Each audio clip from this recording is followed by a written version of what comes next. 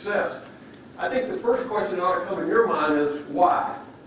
And so I know in the back of the room that you can't see this chart, and that's not really important because it's more for me than it is for you to be able to reference to it when I talk about this. But if you think about the organization as an inverted triangle, you think about your business as an inverted triangle, and I think that many of you have talked about organizational competency being an inverted triangle, with customers at the top and the CEO at the bottom. But when I think about running a business, I think about at the top of this inverted triangle, I think about the thing called success factors. And I've thought about that for every business that I've gone in. And when I think about success factors, I don't think about an EBITDA number. I don't think about a revenue number. What I think about is market share, price premium, loyal customers.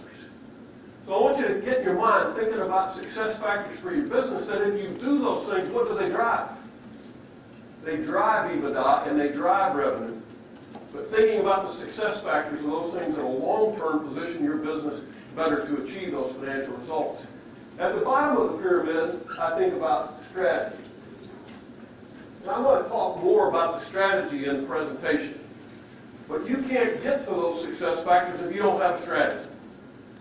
A short-term and long-term strategy. You'd be amazed how many businesses that I've talked to, how many businesses that we've looked at from a due diligence standpoint, don't have a one-year strategy, less much a three-year strategy about where their business is going.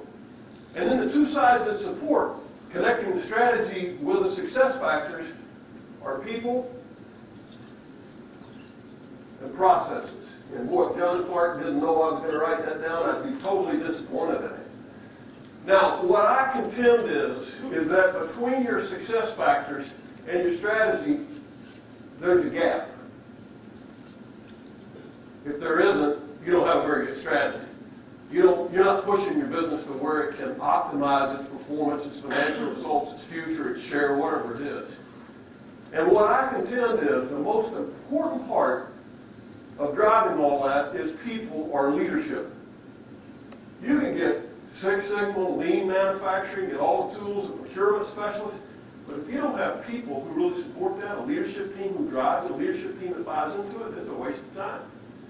If you don't have a leadership team that sets a strategy, if you don't have a leadership team that defines those success factors and decides what they're going to do to change the business to address that gap, you don't have a business. Certainly not a business that's going to perform long term. So that's the reason why that I'm going to talk to you about transformational leadership today and about closing that gap.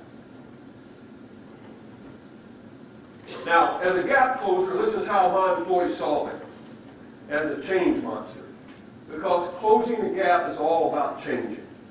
And it's constantly about changing. So sometimes people can see you in a way that you don't want to be seen, but that's part of the trick of being a transformational leader. Who am I to be talking about transformational leadership? What gives me the right to be up on the stage and talk to you about it? Well, I think there's a short answer and a long answer. The short answer is that if you've looked at the book any at all, if you've read anything, if you've heard me speak before, what you really find in the book is that I'm a product of a lot of failures. And I think that's probably where most of us learn and grow and improve our performance, and it's not those things that made us heady with success, but those things that we learn from when we fail. And I've had some pretty tough jobs, I've had some bad jobs, and I've had some pretty tough odds that go against me with things. But, you know, at the end of the day, I believe that transformational leadership and closing that gap is about never giving up. As the leader of the business, you can never give up. I don't know how many of you went to see Apollo 13 last night. I'm really looking forward to the guy speaking to us, because I hadn't seen it in a while. And two things that I took away from Apollo 13 last night. One was, it's a great crisis management film. In terms of leadership, crisis management, making a decision, moving on, acting. If it fails, do something else. The second thing I got was exactly what I'm telling you today. And that's what the guy's going to speak to us about. Fred's going to speak to us about failure is not an option. Closing that gap, if you want your business to win, it isn't an option to fail at it. You just can't give up. And I think that's the foundation of transformational leadership. And I'll just share with you a couple of things. You can read more about them in the book. I tell them at town halls when I go into a business and start to turn it around. The first thing I walk in, my first chart, you can see it in the appendices in the book, was I have a very humble beginning. I came from a broken home. My mother remarried an abusive alcoholic stepfather. who beat me and her regularly. I left home when I was 18. I went to school at Arkansas State University only because when I went to get a job at a local factory, I had a choice between assembly line and toolroom apprentice. And a guy really cared about me, took an interest in me, an HR leader. And I made a choice to go on a night shift, working as a toolroom apprentice. And I had to go back to school and get math. And the guy, for 4 years, didn't even know me until the day I walked in his office, signed my student loans. So I could go to school and get the math during the day, get a degree, and work in a factory from 3:30 to 12 at night. I tell people the rest of my life's been easy since I graduated from college because I was going 20 hours a day. And I graduated with both a degree and a degree from School of Hard Knocks, and as a tool-room machinist. Now, the great thing I always tell my employees is there's nothing you can tell me is going to bother me or upset me, because if this job doesn't work out, I can go be a tool-room machinist. Still got the card. And I think you got to have that feeling that you can fall back on things. I did spend 25 years in GE. One of the real things that I tell people about never giving up, about perseverance, is I'm only one of 2 guys in the 22 years that Jack Welch ran the company that made officer twice. I made officer, Arkansas State graduate. That's not a guy that you'd expect to be one of the top 150 people in the largest company in the world. And I made officer 23 years into the General Electric company, and 13 months later lost it. I worked for a guy who did a series of acquisitions, did some really bad structuring on them. They became my responsibility. They failed to hit the pro forma. And at the end of the day, in GE, if you don't hit your number, you are the guy that's responsible for that. So 13 months into something that I had worked a lifetime to achieve, in a position I never thought I'd get there, I lost it. And so I go looking for another job, and I've got like 7 opportunities. And I get a call 3 months into my looking for another job, and Jack says, hey, we're going to take the guy out who took you out. We think that it was the wrong thing. He's done some other things we didn't like. Would you go back to work for GE? And I said, can I have my officership back? He said, no, the board just voted to take it away.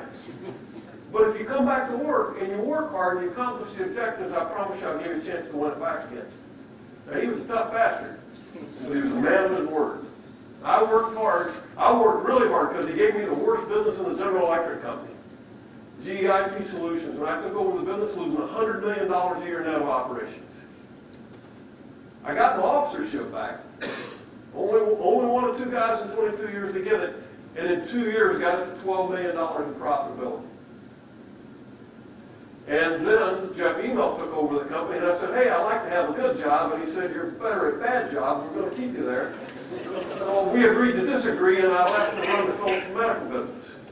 Now, if you read the book, what you'll find in Phillips, the business I took over in GE Capital, they bought the business from a guy in Minneapolis, paid him $2 billion, gave him a checkbook, and he did 51 global acquisitions, never integrated them. When I took it over, I had 7 operating platforms. That's the reason why I was losing $100 million a year. When I went to Phillips, I kind of got that, I can take over things that haven't been integrated well. Phillips had spent $5 billion really getting into the medical business, and they had been, kind of like King with clothes on. He looked good, but he didn't really have any clothes on. Everybody was telling him he looked good. They had it for a year, never really had done the integration of 5 businesses. They still had sales guys walking in 5 different companies carrying their own card and still had the sign up over the door. A year into buying $5 billion worth of businesses. So that was another huge challenge. And then I spent 2 years in that and had the opportunity to come to work at Welch Carson, where I had the pleasure of working with John Clark and others in the room in U.S. Investigation Services. And I'll touch on that one a little bit more as I go forward, but we had a great opportunity there. And the book is really about those 3 businesses. The GE Capital business, the Phillips business, and the USIS business. And fundamentally, the secret sauce in the book is I use the same process to turn around both an organizational disarray and a financial miss in all 3 businesses. 3 distinctly different businesses, but the same process.